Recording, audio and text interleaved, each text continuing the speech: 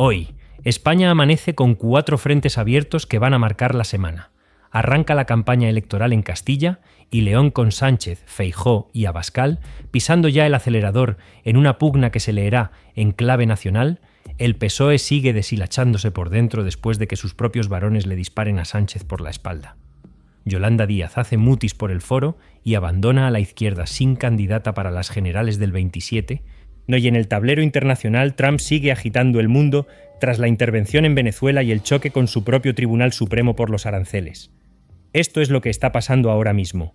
Empecemos por Castilla y León porque la campaña arrancó ayer a medianoche y ya tiene cuerpo de pelea nacional.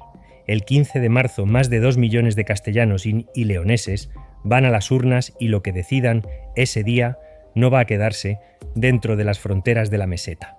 Bobafa proyectarse sobre todo el arco político español como una fotografía del estado real de cada partido antes de las elecciones andaluzas de junio y más allá de las generales del 27.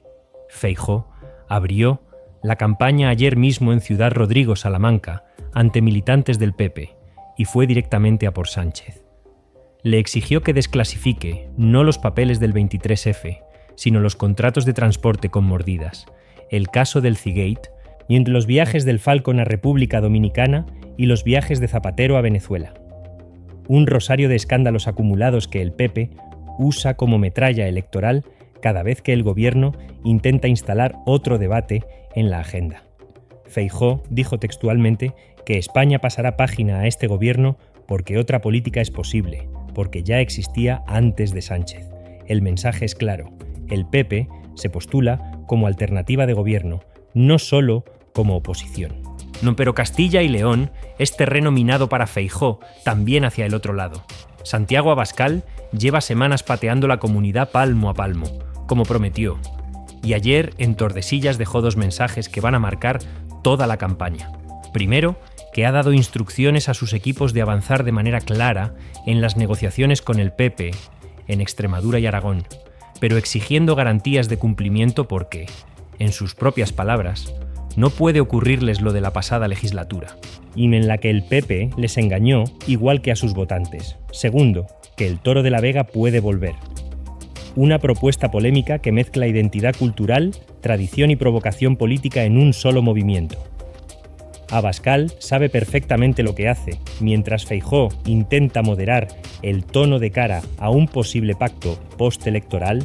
Él capitaliza el voto más duro, más identitario, más enfadado con la España oficial. Las encuestas sitúan al PP de Mañueco en torno al 35%, al PSOE de Carlos Martínez cerca del 30%, y a Vox en torno al 16%, según Sigma 2 para El Mundo, aunque otros sondeos llegan a darle hasta casi el 20%. Ningún partido alcanza la mayoría absoluta, que está en 42 escaños sobre 82. El escenario probable es una repetición del esquema de gobierno que ya hubo entre 2022 y 2024. PP con apoyo de Vox. Lo que Sánchez lleva semanas intentando convertir en el eje de su campaña, ni el miedo al retroceso de derechos si vuelve ese pacto. Y aquí aparece el segundo frente que tensiona al PSOE por dentro. Emiliano García Paje, presidente de Castilla-La Mancha y uno de los varones territoriales más incómodos para la Moncloa, acusó esta semana a Pedro Sánchez de tener una estrategia descarada para que Vox suba en las urnas, con el fin de perjudicar las expectativas del PP y presentarse luego como el muro capaz de frenar a la extrema derecha. Page fue más lejos todavía y cuando le preguntaron si cree que Sánchez es socialista, respondió con sorna: «Tiene carné del PSOE, obviamente, por tanto es socialista, y Puigdemont es español». Una ironía letal. El diagnóstico de Page no es nuevo, pero sí cada vez más explícito. La estrategia de Sánchez consiste en polarizar el eje izquierda-derecha para que él ocupe el único espacio de poder útil en la ecuación. El problema es que esa estrategia, según sus propios compañeros de partido, destroza al PSOE territorial en todas las autonomías donde no puede usar el escudo del gobierno central. Y si Page es la disidencia orgánica del PSOE, el caso de Yolanda Díaz añade otra grieta al bloque progresista.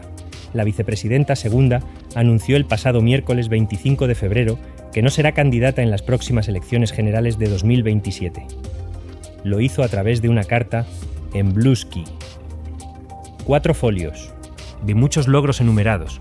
Reducción de la pobreza juvenil del 28,3 al 20,9%, salario mínimo subido un 66% hasta los 1.221 euros, 1 millón de personas menos en precariedad laboral. Pero también una rendición táctica evidente. Díaz llevaba meses fuera del núcleo duro de decisiones.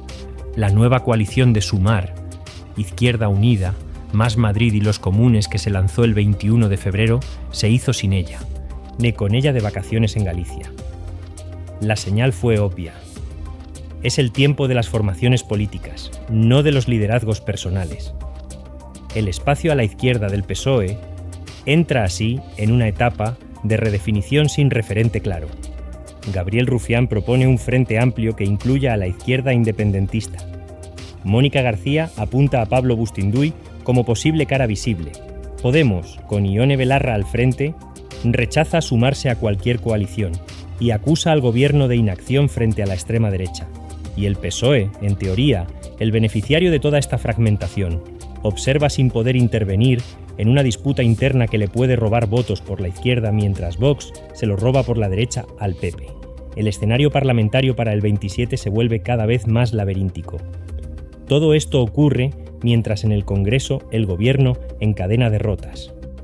El jueves 26 de febrero, Nejans votó junto al PP y Vox para tumbar el decreto del escudo social que incluía la moratoria antidesahucios. No fue el único golpe. Ese mismo día cayó también el decreto para topar los precios de productos y servicios esenciales en situaciones de emergencia.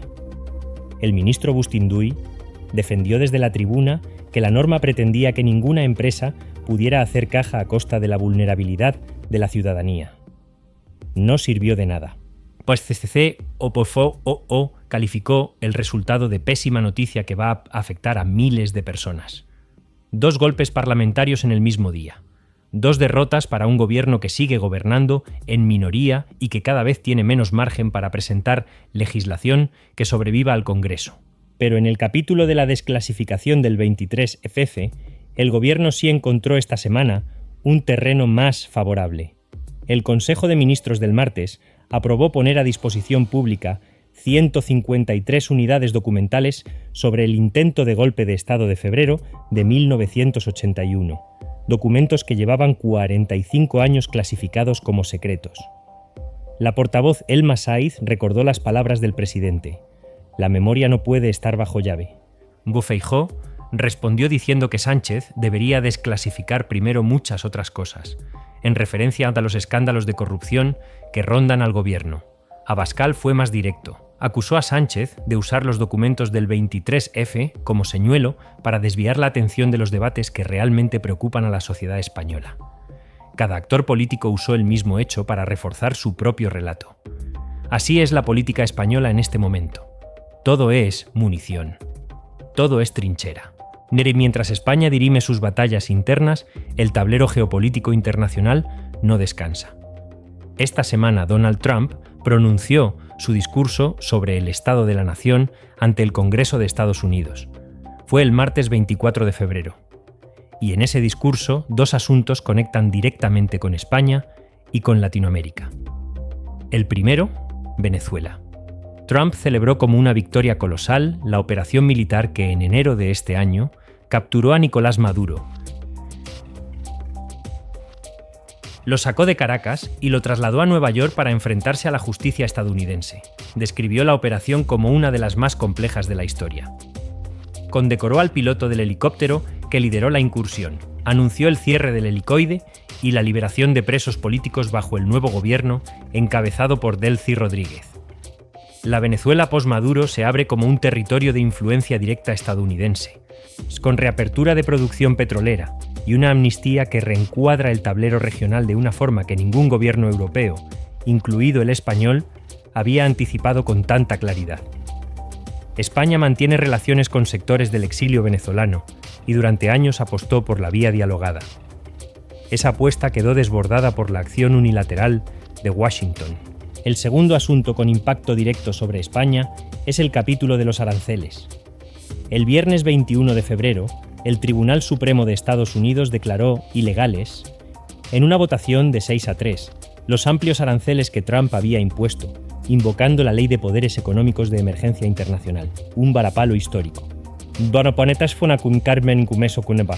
Pero Trump no se detuvo. Horas después anunció un arancel global del 10% al amparo de la sección 122 de la Ley de Comercio de 1974, que permite subidas de hasta el 15% durante 150 días, con aprobación posterior del Congreso. Y ese 15% llegó ese mismo fin de semana. España, junto al resto de la Unión Europea, venía soportando los efectos de los aranceles del Liberation Day de Trump. La posición del Gobierno, recogida en el Plan de Respuesta y Relanzamiento Comercial del Ministerio de Carlos Cuerpo, es clara. España defiende un marco comercial basado en reglas y apoya que la Unión Europea diversifique y amplíe su red de acuerdos con socios estratégicos. Las empresas españolas exportadoras, especialmente en sectores como el agroalimentario, el textil y la industria química, llevan meses en alerta. La incertidumbre arancelaria no se ha resuelto y solo ha cambiado de instrumento legal. Hoy es además el Día de Andalucía, 28 de febrero, la fecha en que en 1980 los andaluces votaron mayoritariamente a favor de la autonomía plena. La Junta, gobernada por Juanma Moreno del PP, publicó una declaración institucional destacando la capacidad del pueblo andaluz para dar la mejor respuesta en beneficio de todos, en referencia explícita a los últimos meses marcados por el accidente ferroviario de Adamuz y las lluvias torrenciales que han golpeado varias provincias. Pero este 28F tiene un sabor político adicional. Las elecciones andaluzas están previstas para junio. Y Andalucía, la comunidad más poblada de España con más de 8 millones de habitantes, será el gran plebiscito nacional de la primavera.